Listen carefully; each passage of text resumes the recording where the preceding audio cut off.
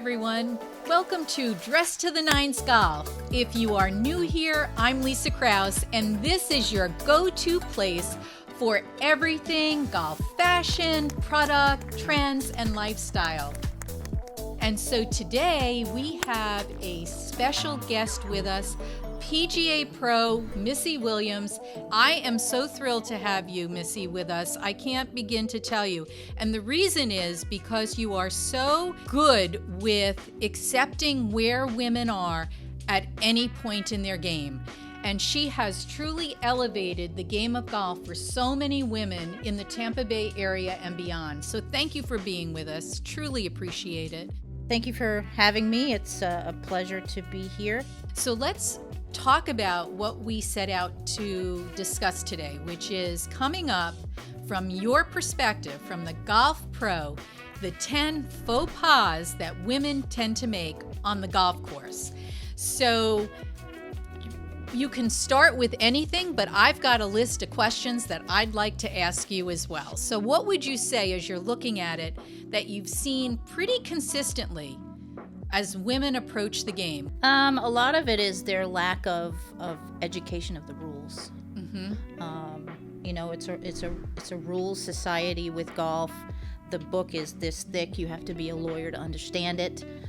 Even I have to look up rules every now and then. That's not what you're there for. You're there to have a good time. And if somebody goes, well, how do I take a drop from the... You should really understand the rules. Yeah. Especially but as you say, there ones. are a lot of rules, and they're very intricate. I was reading, I think it was through the LPGA, they have a community of questions. And they recently came out with a question where if you're at the tee box and your ball falls off, is that a shot, or is it a stroke or not a stroke? And people were weighing in, and of course it is a stroke, and you can tee it up and you move forward. Hopefully that's correct, but that was the conversation in the community. Yeah, and the biggest thing is when people come to me for a rules question, I always try to sit them down and we find the rule together.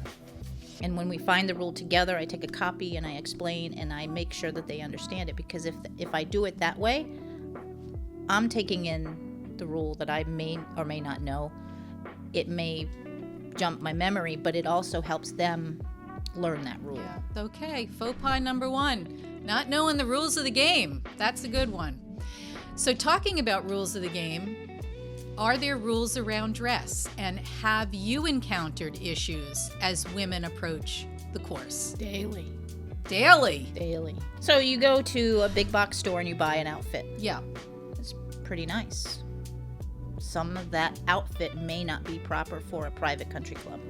It may be too short.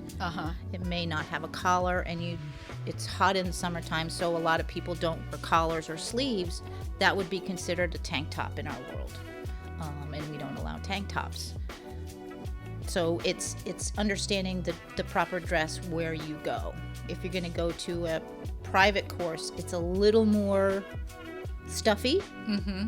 If you go to a semi-private resort or public, they don't care. We had posted recently a conversation about the Grant Thornton. And at the Grant Thornton Invitational, what I found interesting was that most of the women players wore short sleeve polos, very conservative, typical male-focused shirt, but then they wore the solar sleeves. And I was really surprised that so many women chose to wear short sleeves with the solar sleeves. But I think, to your point, it was adhering to the rules. So as we're entering the course and we're looking at some of the faux pas that we experience, one of the challenges that I experience is where to stand, because you're dealing with sun and shadows. You've got to keep the pace of play. So when someone's at the tee box, you want to be ready to go, but you don't want to be in line of sight. And then when you're on the course and you're driving a cart, are you on the right or the left of the individual? So can you share with us maybe some of the faux pas that you have seen as women are approaching their shot? When I play with golfers, I usually ask on the first tee, okay, would you like to drive? So it's more etiquette. Oh, yes. Okay. Because there are some people that need to drive. They need that control over the wheel. But they also do it because their back might hurt, and holding on to the steering wheel helps them with their stability. So I always ask, do you want to drive? And most of them say, no, you're the pro, you go drive. And I said, okay, that's fine. And then when we drive, I make sure to go directly to their ball and make sure. That's one of the biggest pet peeves I know that golfers face. So as a driver, you've really got to make sure that you drive to your cart partner's ball to make them feel comfortable. Now, is there an etiquette as to when you go to the ball, whether you should be on the right or left side of their ball? I ask them. Everybody's different. Oh, really? Left-handed versus right-handed people. I've had lefties go, no, I'd like to face you because I can see that you're there. If you're behind me, I'm freaked out. So I just ask what side that they would like me to be on with the golf cart. And is this okay? And this is all done in the first shot. How about on the tee box? Because you want to keep up pace of play and, we want to be ready to go. Is there any particular location that we should be concerned about standing while someone else is driving at the tee box? Definitely not behind them. Okay. Watching them. They're going to be nervous. Yep.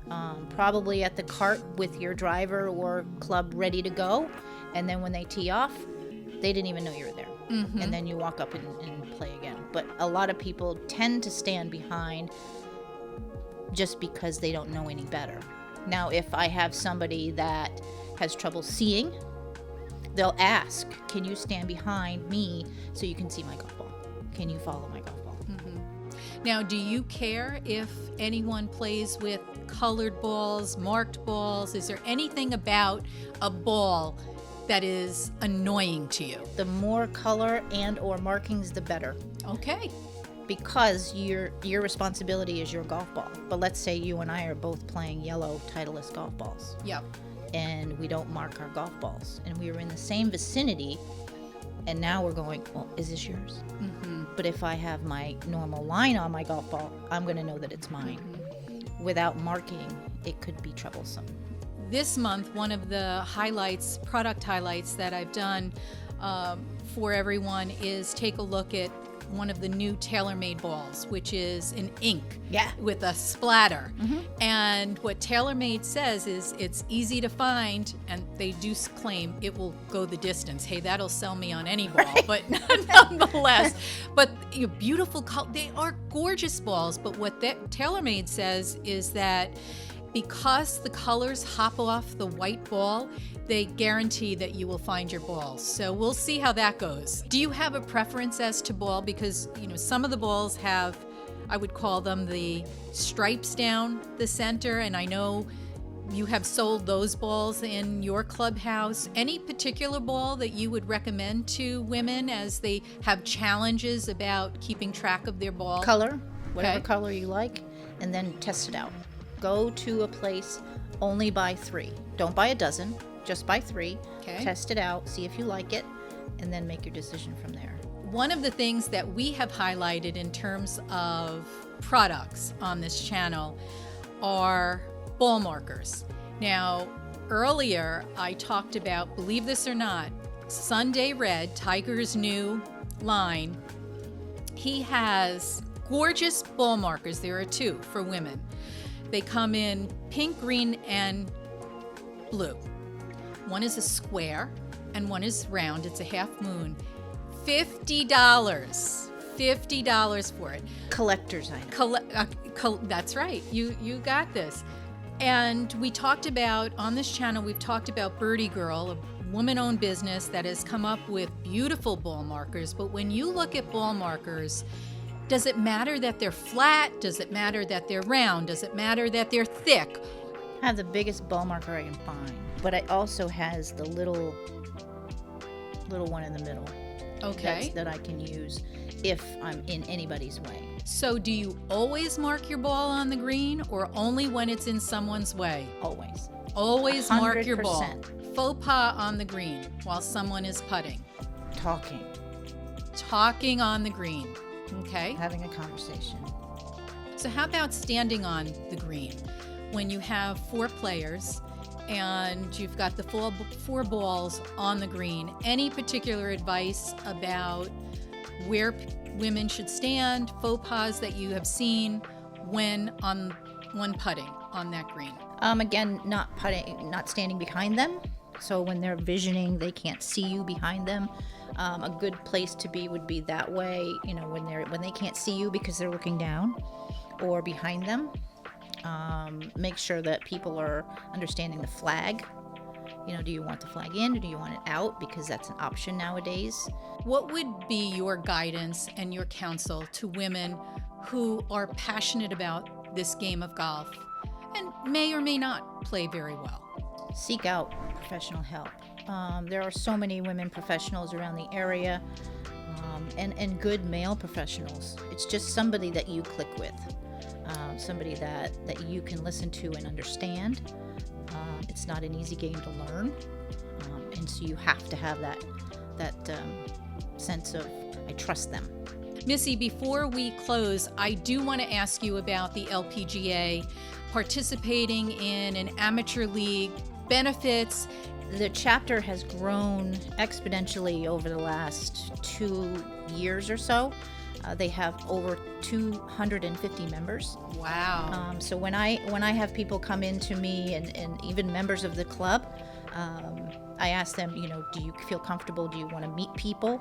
And it just leads me right into the LPGA Amateur Golf Association and giving them that contact, because I tell them they play on Saturdays, they play on 9 holes, they play 18 holes. It's just a well-rounded bunch of gals that are like-minded in golf. Yes. They want to play, or just a new best friend. Can't tell you how appreciative I am of having met such amazing women who care about the game of golf and understand that, just as I did, that being a professional in the workforce, playing the game of golf gets you a seat at the table. There's nothing more close to the game of life than this game of golf, and there is so much integration between what we learn on the golf course and how we conduct ourselves and how it translates into the business world. Well, Missy, I can't thank you enough for joining us today. You are such a special individual, and for those of you who have joined us today, thank you for being part of this conversation.